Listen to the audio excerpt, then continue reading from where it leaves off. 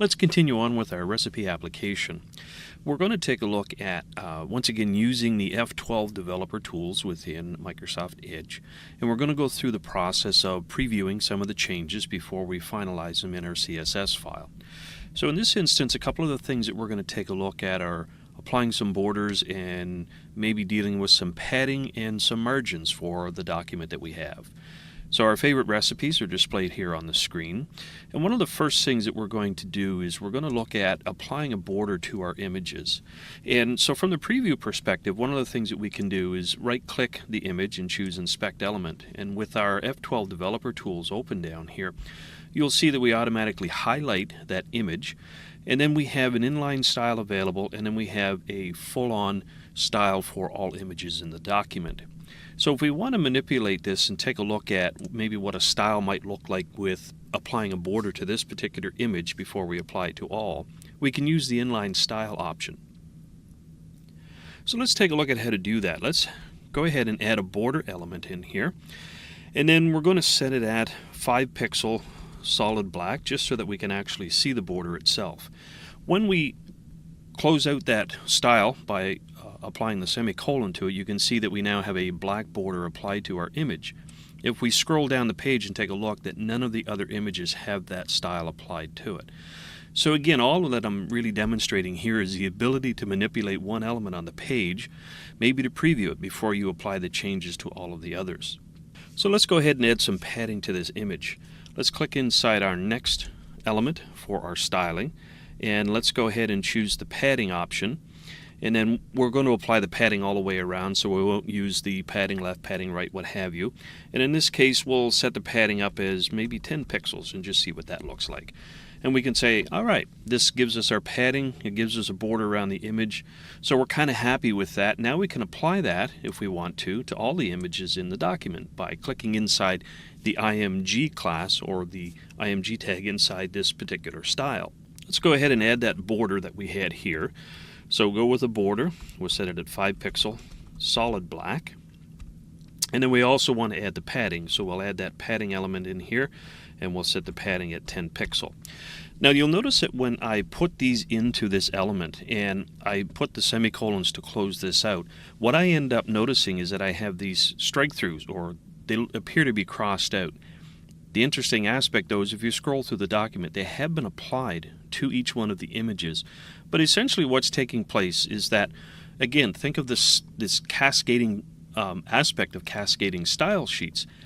It cascades down through, and then the most relevant or the closest to the element style gets applied.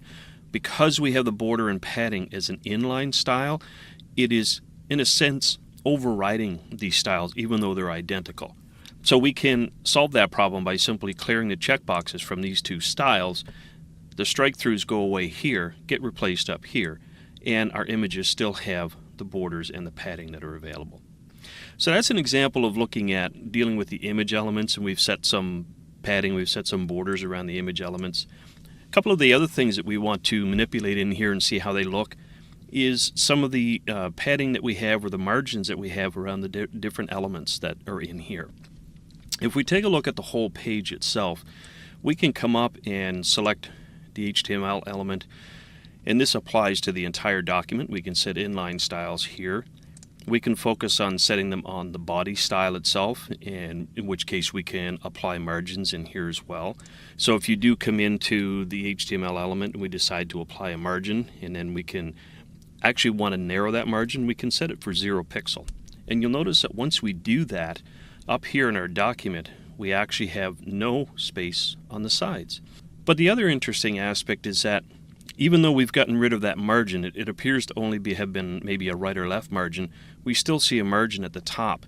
This is because this element is an H1. So again, you can right-click and inspect that element. It'll go directly to it in the DOM, and then we can decide that we want to apply a margin for this one as well. So if we set a margin on this one and set it at 0 pixel, and then we apply it, then we see that our favorite recipes header has actually bubbled up to the top. So we've gotten rid of that margin as well. Okay, so now perhaps maybe we're happy with the changes that we've made. What we're actually going to do now is go back and apply those to our CSS. So we've got the CSS file open here on the left-hand side, and then we're going to actually put those values in. So for the image tag itself, remember that what we set in here was we actually put a border around the image tag. So we'll do a border, and we'll set this one here at 5 pixels, and it'll be solid black. So that will apply that border to all of the images in here. We also added a padding factor in there, so let's go ahead and put a padding in, and we set that at 10 pixels. So now we have the padding around our image tags. We also set up the margins for the page itself and for the H1. So on the H1, we'll come down here and we will add our margin, and we will set that equal to 0 pixel, and that will solve that problem. And then in the body tag, once again, if we want to, we can set that for the 0 margin as well.